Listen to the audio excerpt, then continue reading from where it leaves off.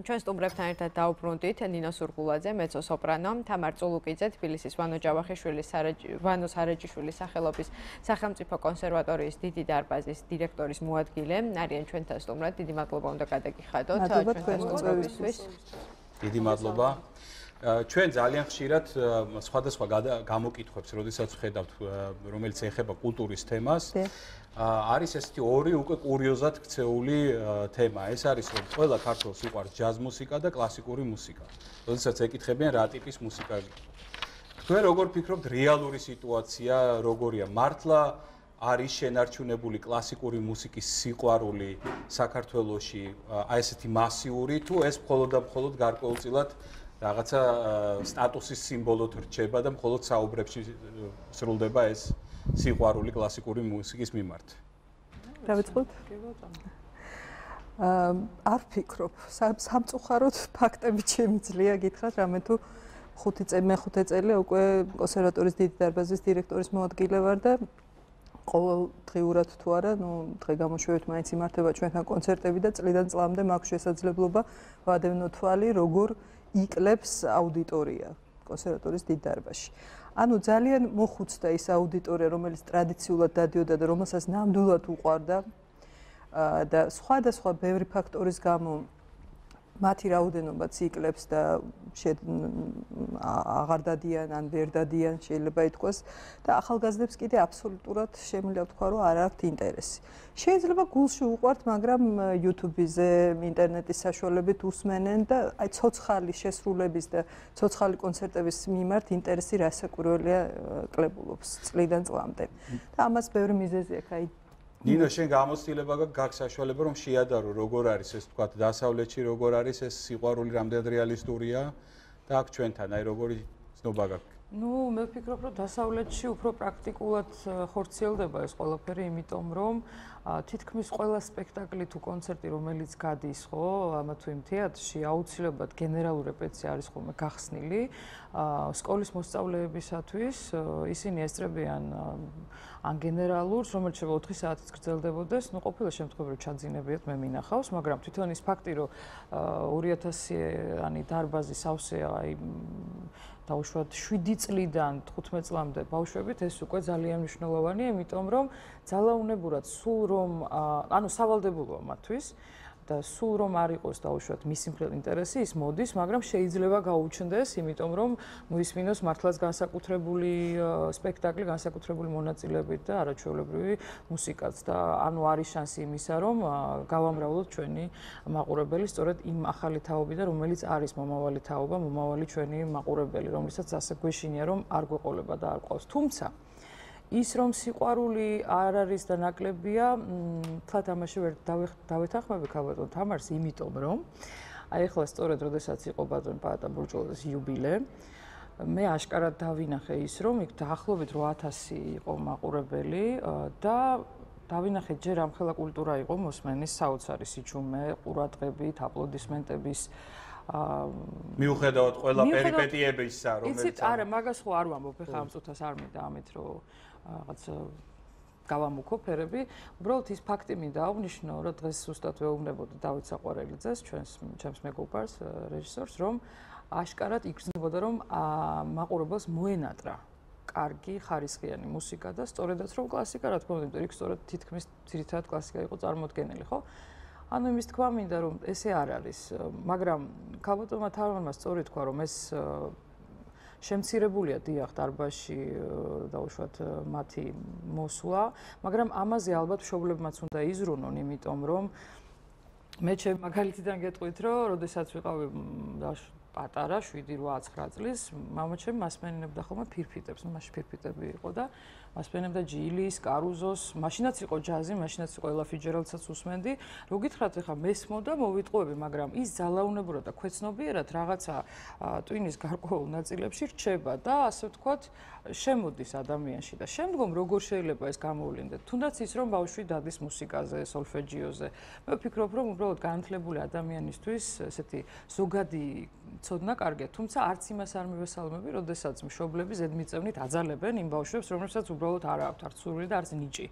აქ უკვე ზედმეტია, თუმცა აი ზოგადი განათლებისთვის, რა თქმა უნდა, ეს მნიშვნელოვანია და აი ხა ქალბატონი თამარი უფრო დაწვრილებით ისაუბრებს ამ არაჩვეულებრივ ინიციატივაზე, მე მიყვარს კლასიკური მუსიკა, რომელიც შაშად დაიწყო და წელს მეც მომიწია ერთი კონცერტის, ანუ მე მიყვარს ვოკალური ხელოვნებაზე მქონდა საუბარი, ლექცია, კონცერტი და სადაც მე პირადად წარმოვადგინე როგორც ძველი მაგალითები, ანუ ვიდეო ჩანაწერები დაწყებული 1935 წლიდან შალიაპინის, კალასის ლექციის ხასიათს ხო, იმიტომ რომ ჩვენ დიახ, ანუ მე ვესაუბრებოდი ბავშვებს, მინდა გითხრათ, რომ ბევრი მშობელიც იყო მოსული და მე მინდოდა რომ ეს ყოფილიყო ძალიან უშუალო შეხვედრა. ჩვენ ესეთი შეთანხმებაც გქონდა, იმიტომ რომ მაქსიმალურად ადვილი ენით უნდა ყოფილიყო ყველაფერი, რომ ბავშვებისთვის მაქსიმალურად გასაგები და საინტერესო.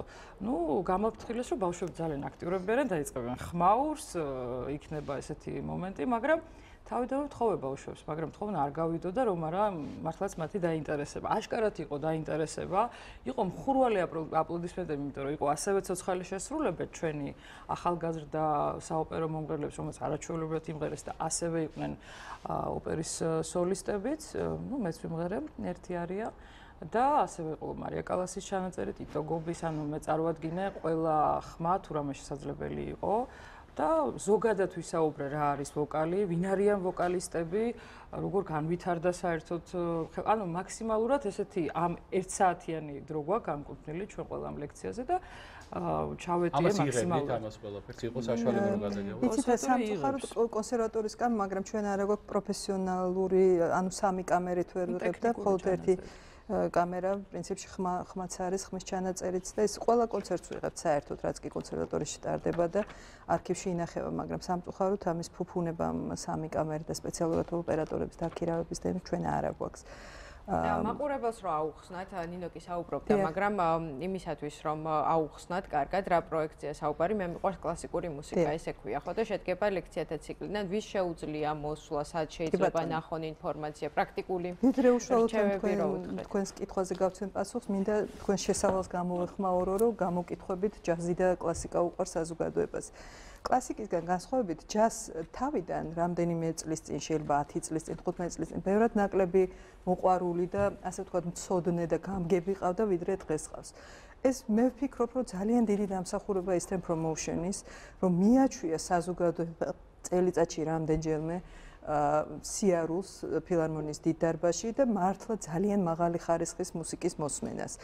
თავიდან ყველაფერი მიჩვევით იწყება, ესე იგი შეიძლება არ იყო მოყვარული, მაგრამ ერთხელ ორჯერ, ნუ ეს მეორე საკითხია, რომ მოდურიც გახდა და გარდა ამისა ხელმისაწვდომიც გახდა, იმიტომ რომ წლების წინ თუნდაც მუსიკაზე ფასები ჯერ კიდევ უფრო იაფია, ვიდრე დაუშვათ ფილარმონიის დარბაზში, მაგრამ მიუხედავად ამისა, ჯერ არ გახდა, ასე ვთქვათ, ტენდენცია არ შეინიშნება, რომ აიტაცონ ახალგაზრდებმა და იარო.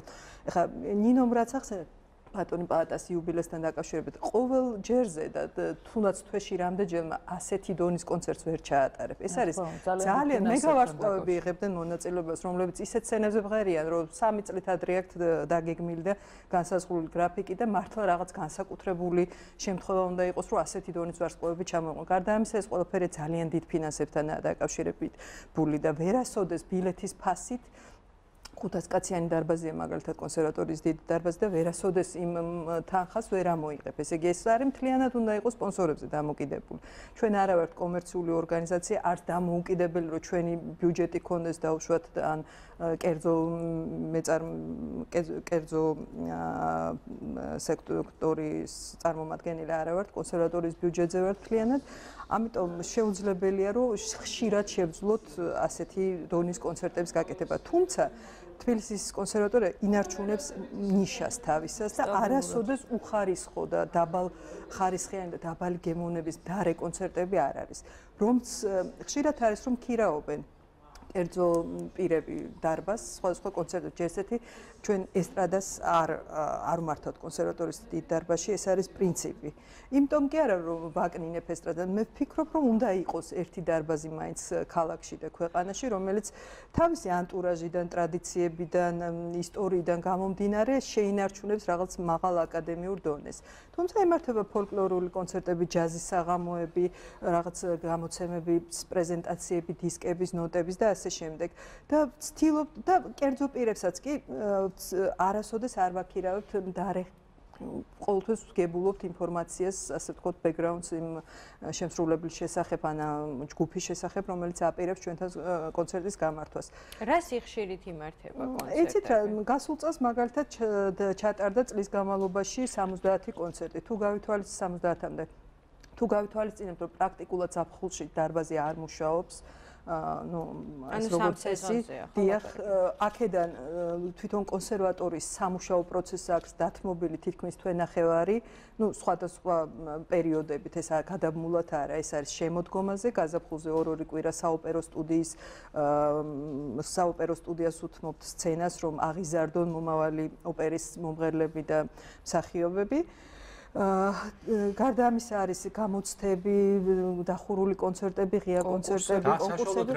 რა ღირს ბილეთი ასეთი ტიპის? არის, ესე იგი 3 ლარი და ყველაზე ძვირიანი ბილეთი გაიყიდა ჯაზის კონცერტზე, ეს იყო 100 ლარი. მელდაუ, ბრედ მელდაუს კონცერტი ჩავატარეთ და თქვენი რომ ეს ეხლა საქველმოქმედოზე ეს თქვენ ადებთ ფასებს, ამიტომ 100-ზე მეტიც იყო თუ 100. ხო, შეიძლება საქველმოქმედო კონცერტები ეს სხვა სპეციფიკა რეკლამის საშუალება. ეხლა მე მაგალითად აქ ვნახე ძალიან გამიკვირდა. არაჩვეულებრივი პროექტია და არც ერთი სპონსორი არ აყავს. არ აყავს. სამწუხაროდ ეს არის ჩვენი ძალიან დიდი პრობლემა. საერთოდ დიდ დარბაზს არ აყავს სპონსორი. არც ერთი არავინ არა მხოლოდ ამ პროგრამას, საერთოდ არ აყავს დიდ დარბაზს და აი რაღაცა საოცარი მექანიზმებით და პიროვნული კონტაქტებით ვახერხებთ, თუ კი რამეს ვახერხებთ. ეს ყოველწლიურად ტარდება კონსერვატორიის დიდ დარბაზში საახალწლო მუსიკალური ფესტივალი და მართლა ძალიან ცნობილ სახეებს ვიწვევთ ხოლმე და შემსრულებლებს.